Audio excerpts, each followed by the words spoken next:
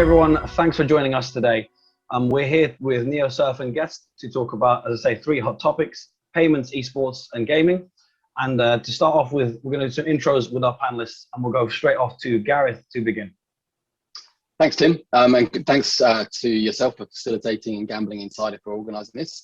My name's Gareth. I work at Neosurf. I have a kind of dual role. My first role primarily is part of the global client relationship team, so working with distributors and partners, primarily for me across the Australia and New Zealand region.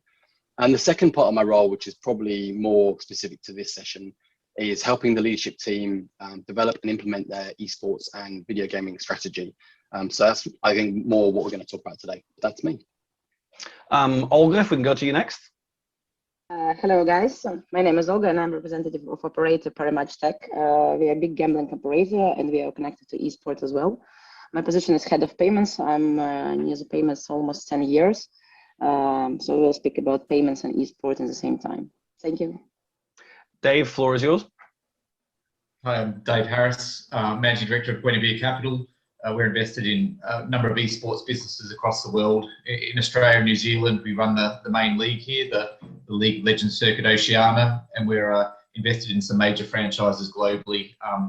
We work with London Spitfire in the Overwatch League and Excel Esports in the League of Legends Circuit Oceania. And beyond that, we have some agencies and infrastructure. And over to you, Magnus. Yeah, my name is Magnus Leppening. I'm president of esports at Esports Entertainment Group. We are an esports and betting company listed on the NASDAQ in New York, and we're going to be the first registered esport betting company of the New Year's license. We also have licenses in UK, Ireland, Spain, Sweden, and we have the Malta license also. And esport is an integral part of what we're doing here at Esports Entertainment Group. So as you can see, plenty of esports experience here, plenty of payments experience. We've got a lot to get our teeth into. To start off with, I'd like to go to Olga and ask for a bit of background into esports and betting. And what is Paramatch Tech's experience in the esports field? And obviously, you're head of payments as well. According to esports, we have started like a few years ago. Yeah, I think it was 18, and now we are growing up like quite fast. But nowadays, esports don't take actually so much. If you compare with the usual sport, it's only 10% according to 90% of usual sport. So it's still comparing like to football. You can't compare this, but it's growing quite fast. I can see that it's really growing quite fast on our auditory, and like it's a young auditory which coming to us and playing. And betting, yeah, betting, like definitely, because we don't play on our platform, like, but bet. And this is why what we can discuss, it's how to grow up this auditory and how to bet on a different esport games, something like that. Actually, in terms of background of how esports is going and progressing, I think it could be a good topic to actually throw out to everyone. So I mean, kind of Dave, your end, do you have any kind of insight into how esports has been growing generally over the last few years? Because we know it's been very fast growing. Yeah, it's certainly exponential growth over the last few years. Esports itself has been around for a long time. In many regions, such as Korea, it was on television sort of more than 20 years ago. But we've hit that point of inflection, particularly over the last 5 years, with sort of a bit more structure coming around esports. The investment has gone up, both from sort of external parties such as ourselves, but also the publishers. I think it's quite important to differentiate esports and gaming. Gaming is sort of the bottom of the pyramid with hundreds of millions of monthly active players, and esports is the elite end of that. So yeah, it's been going through massive growth, and then obviously it's since the pandemic struck, that growth has been further turbocharged, and yeah, it has brought a lot of opportunities as well as challenges, particularly in sort of the crossover between esports and the betting industry, because all of a sudden there was a point in time where esports was the only show in town. It was sort of table tennis, Belarusian soccer, and esports were about the only three esports or sports operating for a while. So yeah, it's experienced massive growth in a number of verticals recently. And obviously the pandemic is a key point there, because we did see a lot of growth, especially in 2020, Magnus, have you got kind of anything to add in terms of the trajectory of esports and what's been kind of your company's experience in this field? I mean, as we saw with the pandemic, as you said, David, when traditional sports went down, we saw an influx of players coming in and betting on esports. What we also saw was that games that maybe not necessarily be the biggest esports, like League of Legends, Dota, or Counter-Strike, were actually where the people came to bet. They came to bet on NBA 2 League or FIFA League because that was the games they understand. I think that's where the esport has a little bit of hurdle. If you never played a game like Dota or League of Legends, you don't really understand what's happening there. I think we work on the thesis that you need to play the game, then you watch the game, and then we'll actually bet on a game. So bet strategy is there where you find that. So I think that's where esports needs to work on that. It's not that easy to understand League of Legends if you never play that or never watch that. So that's why I think esports has a little bit going. You can watch soccer, you understand that ball is going into the goal, and that's how you win the game.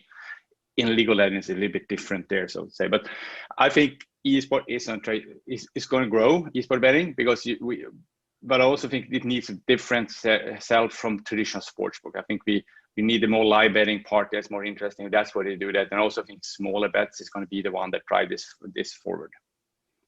Sure.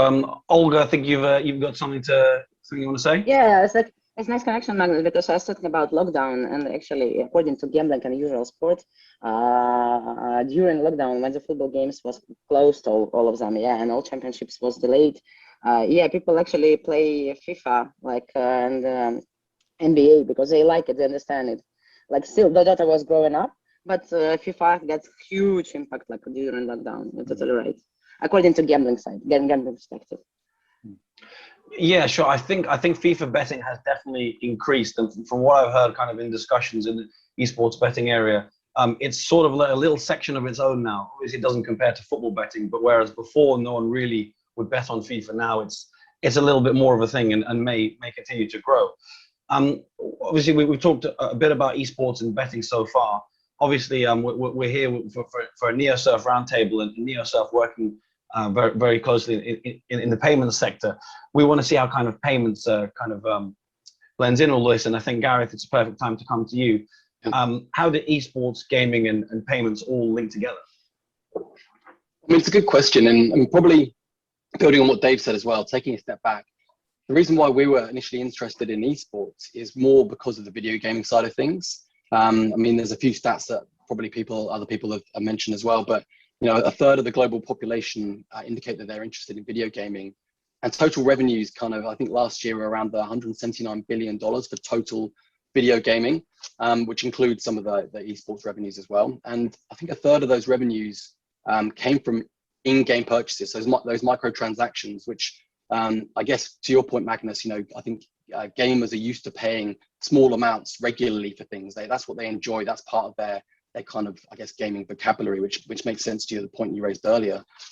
So from a payments perspective, that's why we were interested in video gaming, but we also knew that no one really had ever heard of us. We're in a category that is quite low interest, especially for gamers, where there's a lot of entrenched behavior, and actually trying to get people to know who you are, understand what you do, and care about what you do is pretty difficult. So we saw esports as a way of a kind of a marketing channel for us to get in front of that audience, that really huge audience that Dave mentioned at the bottom of the pyramid, that are spending all this money and all this time with video gaming. As esports grew, it meant we could reach a bigger audience that are interested in video gaming and potentially encourage them to use us as their preferred payment partner. But how does it connect with gambling? Well, I guess, as you said before, I mean, there's so many similarities between, I guess, the way in which traditional sports have grown and the way that various different esports are growing, whether it's more kind of, I guess, sports simulator esports like FIFA or NBA 2K, or the more traditional esports like League of Legends or Dota. They're kind of growing to the point where, as you said, people are playing, people are now watching, and people are now betting. So as a brand that is hopefully evident and front and center within all of those areas, we're providing that continuity so that the trust and hopefully the respect that we're earning and gaining from the work we do with the likes of Dave and the league that you mentioned here in Australia, we're gaining that trust so that people are turning to us or using us as a preferred payment method for their microtransactions. But then when they see Neosurf within a gambling platform that's also focused on esports, they hopefully feel more inclined to go to us as well. They have that kind of trust and reassurance. They know that we are safe to use. We're a different alternative method to credit cards and PayPal, but yet we also understand that space, and we care about, we obsess about our client and our publishers' end audience. That's what we do. We aim to kind of promote the play and the watch, because ultimately the pay part is, kind of the transactional part that we do. So I think the link is really about building that and establishing that trust with an audience that's quite hard to introduce yourself to, showing your relevance, but showing your commitment to that space, and then having a flow-on effect when gambling around and betting around esports becomes a more integral part of this space, having a positive flow-on effect from that. If we're to talk about how esports is broken down sort of by region, I think something that you could all talk about would be quite good, but I'll start with Dave for this one. What are the key differences between esports in Europe and esports in the US? So esports is a bit of an umbrella term. Just like sport, there's cricket, there's football, there's rugby. In esports, there's Counter-Strike, there's Valorant, there's League of Legends. And different regions probably have slightly higher affinity for certain games. Counter-Strike and Valorant are both first-person shooters. Counter-Strike is traditionally bigger in Europe, where Valorant, a newer title, is much bigger in North America. But to be honest, the Western regions are quite similar. We really start to get differences are in places like China, which for regulatory reasons has limits on the number of titles there. And then if you go to Southeast Asia, it's more mobile gaming, it's completely different platforms. But when it comes to North America and EU, there's actually quite a rivalry building up because they do play similar esports, and there's even the term EU, I've been to the League of Legends World Championships, and the crowd was chanting EU, EU, EU. Like, just considering we've just been through Brexit, etc., it's quite interesting to see that this generation actually has an affinity of being European and beating the North Americans. So there's a rivalry, but I think one of the main differences is actually a lot of the publishers are based in North America and California. Activision Blizzard and Riot Games are based in Santa Monica, and I think that flows through to their approach to the gambling space. They have been very, I'd say, withdrawn from engaging in this sector for understandable reasons, because the regulatory environment in North America has traditionally been quite strict, and they haven't wanted to poke the bear. And I think you'll still see some like Riot Games who, from a philosophical point of view, don't feel like they want to overly engage in the industry, whereas there are other players such as Valve, etc., who are much more open to it. But I believe the regulatory changes in North America and the fact that many of the publishers have a base there is driving a lot of the changes and the conversations that are now starting. And from my point of view, I've come out of traditional sports, so I sort of understand that you can't bury your head in the sand. You need to work with the various parties, share data from an integrity point of view, if nothing else, to make sure everything is correctly handled. And I think it's a really interesting point in time, not just for esports, but for sports in general, just with all the regulatory changes happening in North America. Magnus, from your perspective and kind of the experience you've had, I mean, can you add anything in terms of the European side and the US side, and what Dave was saying about the rivalry growing, the different esports and that kind of thing?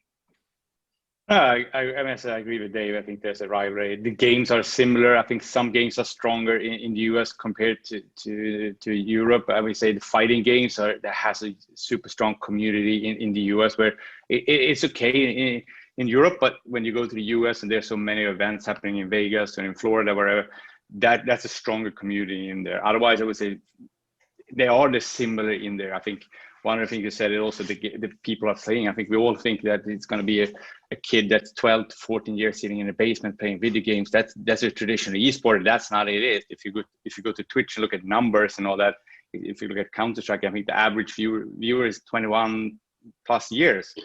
It's not that for 12 to 14-year-old kids that we're talking about. And I think that's where we all need to wake up and see. It's not some gaming or esports, not something you do to your like up to 18 and then you leave. Yeah, actually something you live with your whole life. Same as you are as in sports. You follow hockey or football, or you want to call it soccer.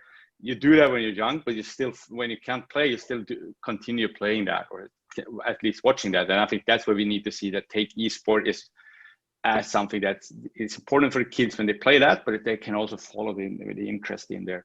And as I said, we now be in a lot of esport events, you start seeing this kind of dad, son, dad, daughter, or mother, daughter, son going to the events. That's something that you have that at traditional sport. That's also coming into esports. You can see them going there to buy their Cloud9 jerseys or Ninjas and Pajamas jerseys in there. And Olga, if we can come to you, does Prime Match Tech kind of have a similar experience of what the guys are saying, and also maybe from the payments perspective as well? Like, I think I'll bit turn into this discussion, because like from my side, from Prime Match statistic, for example, Dota is the first place, then it's Counter-Strike, then it's FIFA, then it's something else. We don't use, like, League of Legends is not useful for betting. I don't know why, but people don't bet on League of Legends or Hearthstone or maybe StarCraft. Like, it's a huge auditory who playing and watching, but they don't bet on it. And if you speak about gambling and esports, there are actually not so many games and like championship, where people can actually bet on it. Maybe like we will have new big game, I don't know, maybe Valve or Blizzard or somewhere else, like create new game for watching and some like competition, which will be nice to watch it in the battery, but like nowadays it's only a few games which is our popular. According to payments, from my perspective, like auditory of esports is a growing auditory. It's a new generation, and they're new, and they're smart, and they're young, and they understand all technologies all around. They all time sitting near the computers. They of course online payers. They like not a cash or a ATM, for example, to people. And for us, of course, definitely it's a good auditory because it's fast payments. They are smart. They can understand how to pay cryptocurrencies, for example, because I don't know how to explain my grandma how to pay by cryptocurrency. That's why, yeah, it's like it's a new generation, and I'm definitely sure that like they will pay definitely new payment methods which will be growing up, they like developed in a few years. So it's a nice auditory. Yeah. Yeah, Gareth, is there anything you wanted to add, sort of maybe from the payments angle? Not really. I was actually thinking as you were talking about the new game coming up, but it was more maybe a question. I know I'm not the guy asking questions here, but maybe to Dave and Magnus and yourself, Olga, whether Overwatch is really entering into this space. I know you mentioned, Dave, that Blizzard isn't really keen on, I guess, engaging the gambling side of the sports world, but given they purposely built that league to try and mirror some of the more traditional sports leagues, are you seeing any? Is there any interest in gambling in that space?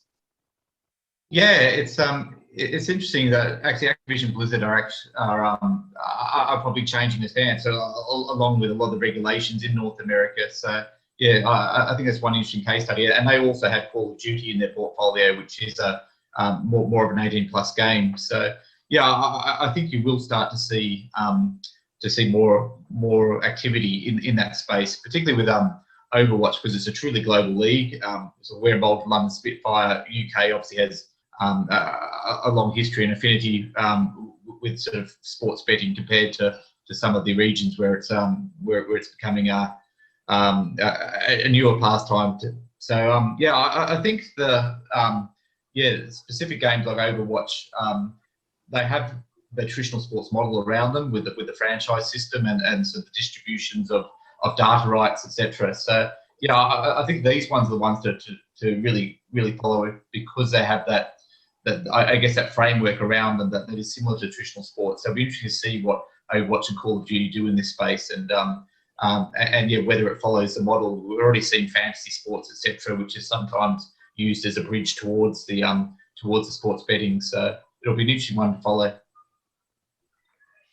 Yeah, I think this is a great segue into the next topic that we're going to discuss, because we've talked a lot about esports, we've talked about payments, and we've touched on gambling. But as we've kind of stated, esports and esports gambling, it's two separate topics. And I want to know, and this is a question for everyone, how fast is gambling growing within esports?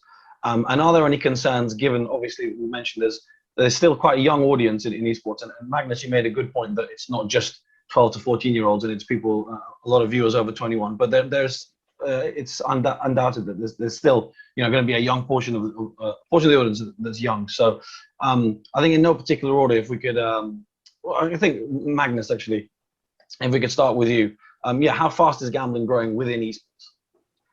I mean, it's growing. It's growing fast. It is a growth. It's high, as I said. We're getting more players coming in and betting on esports. We can see that. The thing is, we want to see is that people that play esports coming in or betting on esports, or is it actually sports people coming in? I think there's an influx of both coming in there. But what we need to do is also, as I said earlier on, it kind of depends on what game is, because if you're not playing the game, it's hard to understand the game. It's hard to bet on the game. So I think that's where we need to find games that are FIFA, Counter-Strike are easy to understand. If you don't play that, you can bet on it. If you play League or Dota, you're not going to bet on that. So I think that's where we have that. So I think what we've been working on with Esports Entertainment Group is that educational part. Can we educate people that don't play video games or play that League of Legends, still understand the place bets on that? I think that's what we need to do there. And that's why I think that's kind of small bets come in, where you can, bet on one thing's outcome. It's going to be a pentakill. It's going to be X, Y, and Z. That's what I think we need to come in there. Going back, as I said, also to I think for esports betting and the regulatory wise, I think we need to look at that. And esport is coming from a time where everything was unregulated, and you have all those kind of skins on Counter-Strike, and you were 12, 15, or 11 years old, and you can go on betting sites. I think that's where the betting industry, we need to clean up a little bit and make sure that publishers can trust us, that we are not taking bets, we are regulating and that part. And that's where I think that's important for the gambling industry to build trust into the esports and publisher side. That's why they're so afraid of Riot still taking stands. Activision start opening up, as I said, they open up to that. You can be a betting partner if you're to the Call of Duty League and also the Overwatch League there. But you need to build that trust as a betting partner. You're not going to take that and cross-sell and do betting for that. But the same as it's sports. If you're in soccer, you can be 12-year-old, go to the game and see betting advertising. If you watch a game on TV, you're going to see betting advertising. You're not going to bet. So I think we need to build that trust into that one. Olga, I noticed you kind of nodding to a couple of points there. Have you got any kind of anything to add on this topic in terms of, and has Parimatch got any data maybe on how fast gambling is growing within esports?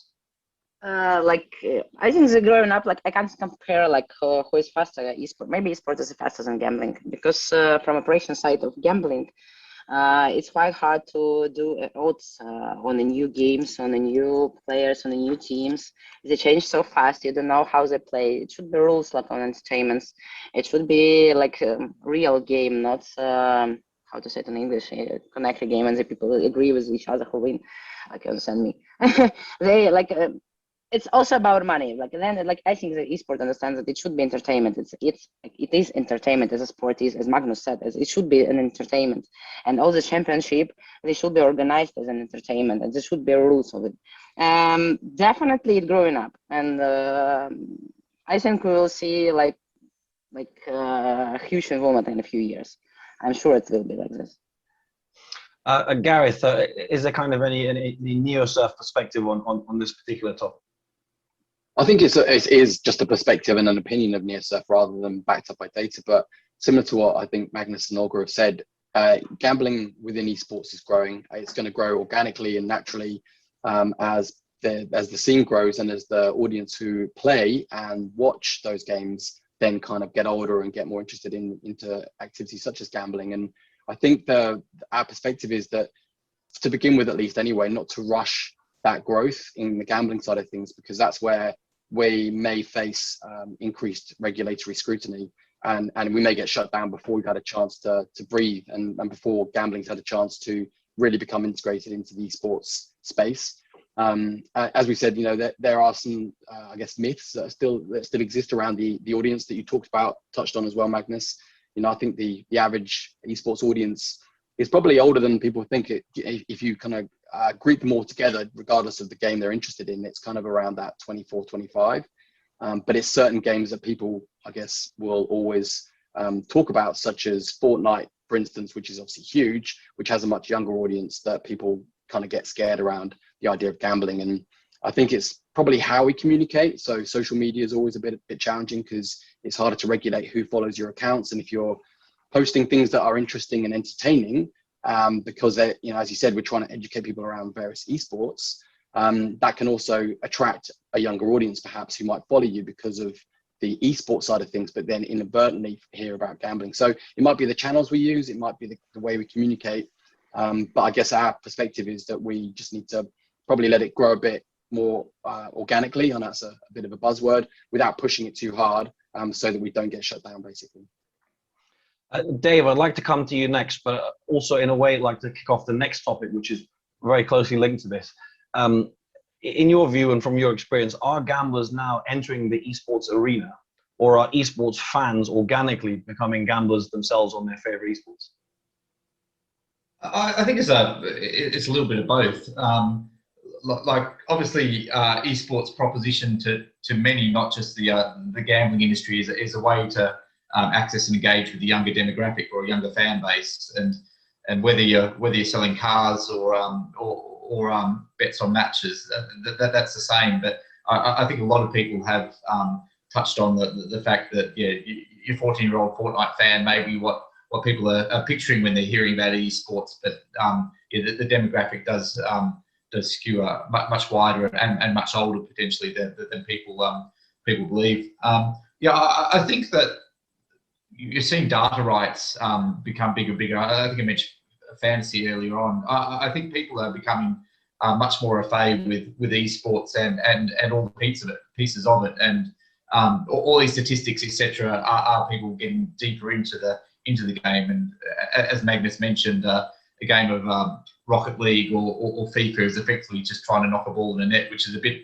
easier to understand and get behind. But when we look at the depth and complexity of some of these other games, I think that's part of the attraction. It takes quite investment in time to actually understand these games. Once you do, the layers and levels of strategy are quite amazing. And I think all these statistics, whether it's through fantasy, whether it's through betting, whether it's just through your strategic conversations around the water cooler at work, etc. I think the depth of these games is amazing, and as the industry grows, some of that's naturally going to bleed into sports betting.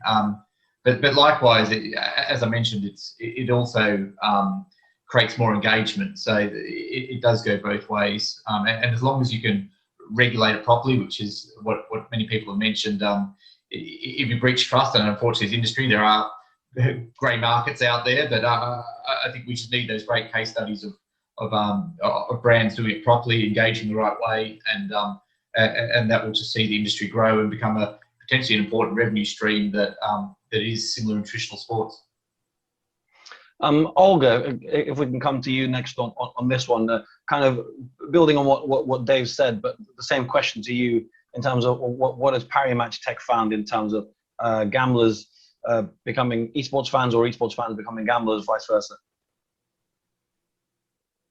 I think there's the same percentage of a sport like gambling. It's entertainment, and if you speak, it's about emotion. And people who watch esport or sport, it doesn't matter actually.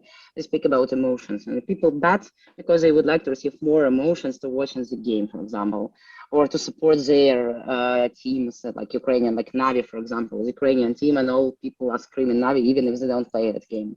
It's not about esport or sport. It's more about emotion and how to grow up this emotion. And definitely people bet when they would like to support.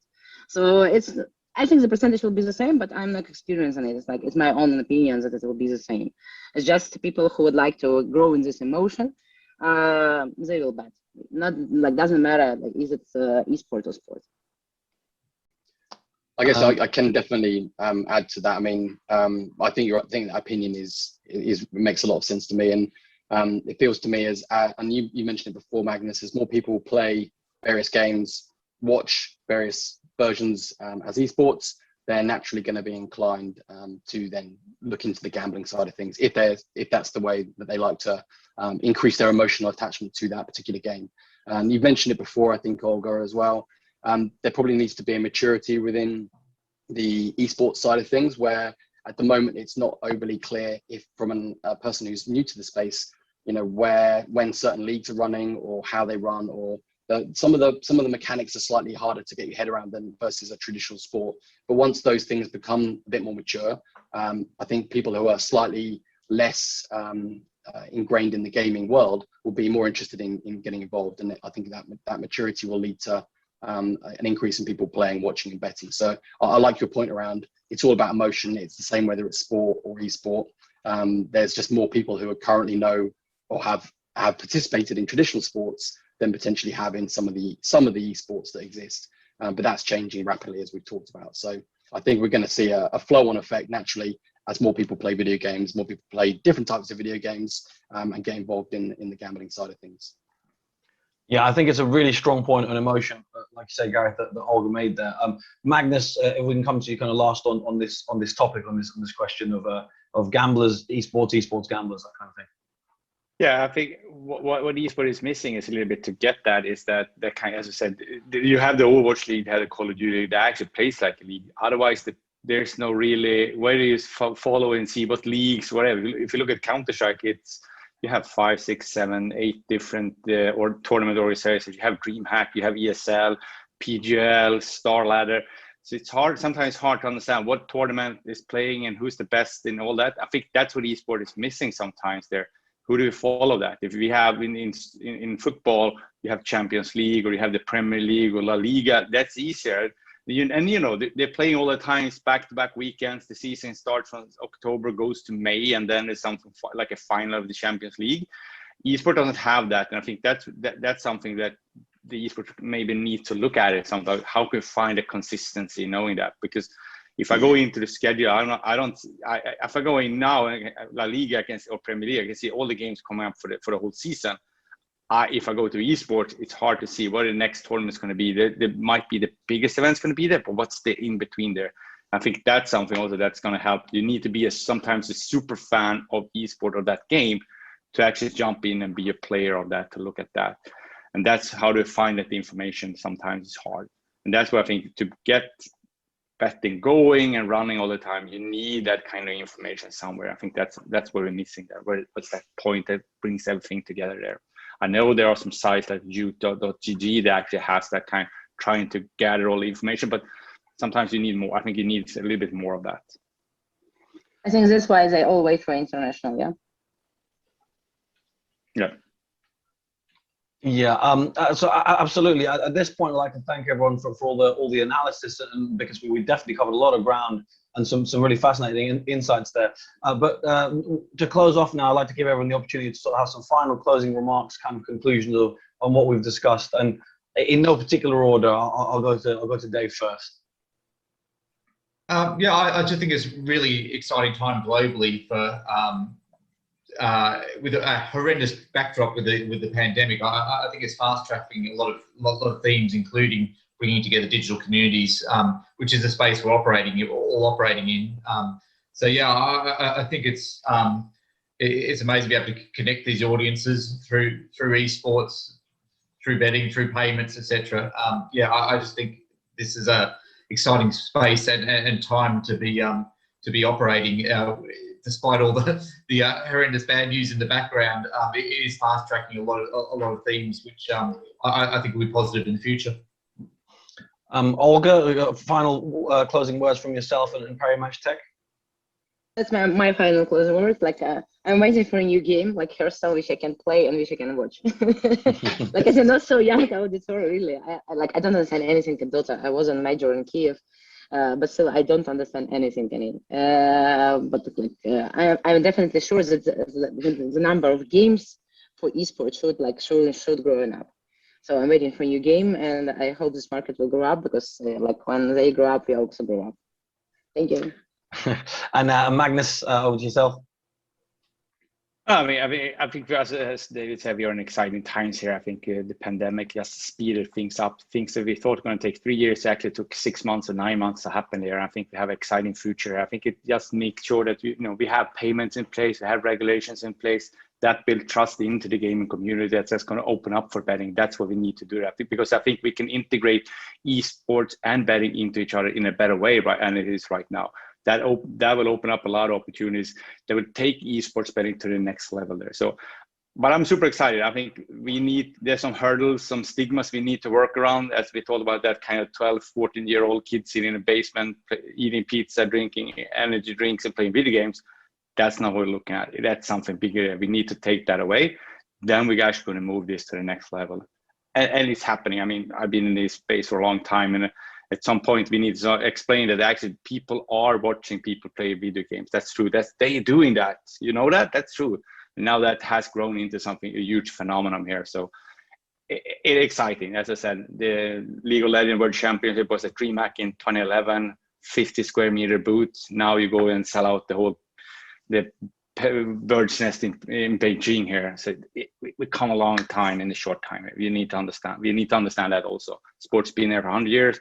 Esports has been as that growing rapidly the last couple of years here. And Gareth, the final word to yourself and Neosurf.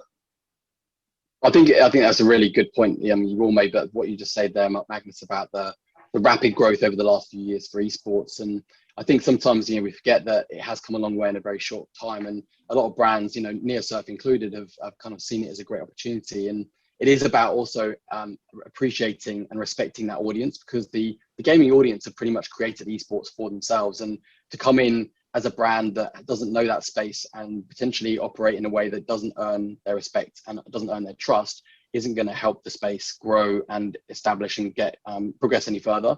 So I guess as a payments brand, we look beyond just being a payments brand for gamers and esports fans and gamblers, and we look to earn respect before we earn rewards. And by that, I really mean kind of figure out what it is people want in that space and what they value, and then try and support that and build on that with people like Dave and Guinevere Capital, and just try and deliver a better experience from an esports perspective that then can flow on through to the gambling perspective as well. So for me, it is about just appreciating that even though it sounds like esports is huge, and it really is, it's only been around for the last 20 odd years max. And it's about respecting that and respecting the audiences that have built it from nothing, and making sure we do the right thing by them as well. Absolutely. Well, some great closing points from all of you. And I'd just like to thank you very much for taking part today, because it was a really engaging discussion.